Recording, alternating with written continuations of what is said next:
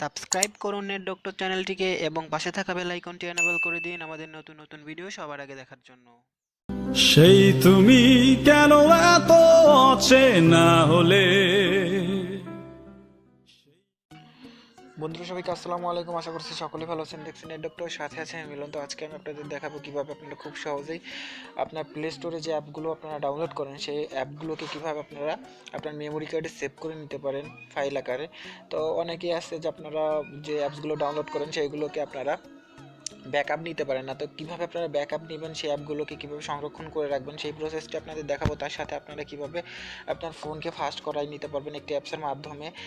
এই একটি অ্যাপসের মাধ্যমে আপনারা কিন্তু ফোনকে ফাস্ট করতে পারবেন, আর পাশাপাশি আপনারা কিন্তু অ্যাপসগুলোকে ব্যাকআপ নিতে পারবেন। তো এটা কিন্তু এই অ্যাপটি কিন্তু আপনাদের অনেক ফোনেই থেকে থাকে। তো যাদের ফোনে থাকবে না তারা অবশ্যই অ্যাপটি আমার ডেসক্রিপশন বক্স থেকে ডাউনলোড করে নেবেন। তবে ভিডিওটি শুরু করার আগে আমার চ্যানেলটিকে যারা সাবস্ক্রাইব করেন আমার চ্যানেলটিকে সাবস্ক্রাইব করে নিন এবং পাশে থাকা বেল আইকনটি এনেবল করে দিন আমার নতুন নতুন ভিডিও সবার আগে দেখার জন্য।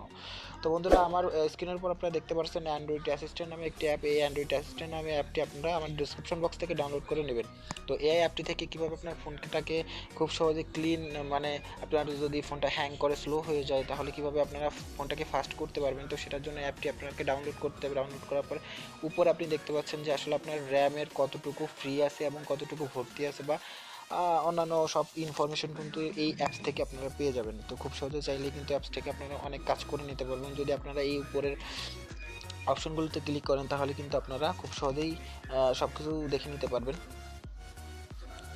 তো বন্ধুরা, আপনার এই ফোনটি যখন খুব স্লো হয়ে যাবে তখন আপনারা যে দুইটা আইকন দেখতে পাচ্ছেন সিপিইউ এবং র্যাম, এই দুইটার উপর ক্লিক করলে কিন্তু আপনার ফোনটা কিন্তু আপনার যে জ্যামকৃত যে ফাইলগুলো সেগুলো ক্লিয়ার হয়ে যাবে এবং ফোনটা খুব ফাস্ট হয়ে যাবে। আর আপনারা যে যদি ব্যাকআপ নিতে চান তো এই টুলস নামের যে অপশনটি দেখতে পাচ্ছেন এই টুল নামের অপশনটিতে ক্লিক করে দেবেন।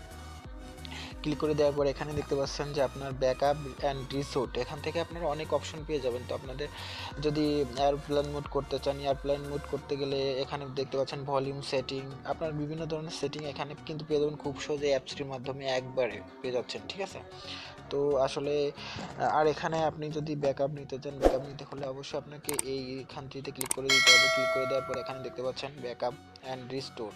তো এখানে যদি আপনি কোনো অ্যাপসকে প্লে স্টোরে ডাউনলোড করা অ্যাপকে আপনি যদি ব্যাকআপ নিতে চান তো আপনি সেই অ্যাপটির উপর ক্লিক করে দেবেন। ক্লিক করে দেওয়ার পর এই নিচের আইকনটিতে দেখতে পাচ্ছেন ব্যাকআপ। এই ব্যাকআপে যদি আপনি ক্লিক করে দেন তাহলে কিন্তু খুব সহজে এটি ব্যাকআপ হয়ে যাবে। তো এখানে দেখতে পাচ্ছেন প্লিজ ওয়েট, এখন কিন্তু আমার অ্যাপটি ব্যাকআপ হয়ে গেছে। তো এইভাবে আপনারা কিন্তু চাইলেই আপনার ডাউনলোডকৃত যে অ্যাপগুলো আছে এইগুলোকে কিন্তু আপনি খুব সহজে ব্যাকআপ করে নিতে পারবেন। যারা অনেকেই আছে যে ব্যাকআপ নিতে পারেন না, তো তাদের জন্য এই ভিডিওটা আমি মেক করেছি। হ্যাঁ, হয়তো অনেকেই পারেন যে আসলে ব্যাকআপ কীভাবে নিতে হয়, কীভাবে নেওয়া যায়, কিন্তু যারা নতুন, যারা জানেন না তাদের জন্য এই ভিডিওটি অবশ্যই এই ভিডিওটি আপনারা এইভাবে কাজে লাগাতে পারেন। তো আশা করি ভিডিওটি ভালো লেগেছে। যদি ভিডিওটি ভালো লেগে থাকে অবশ্যই একটি লাইক দেবেন, কমেন্ট করে জানাতে পারেন কেমন লেগেছে ভিডিওটি। সাবস্ক্রাইব করে আমার চ্যানেলের পাশেই থাকবেন। তো আজকের মতো এই পর্যন্তই, সকলে ভালো থাকবেন, আল্লাহ হাফেজ। তুমি কেন বোঝো না তোমাকে ছাড়া আমি অসহায়।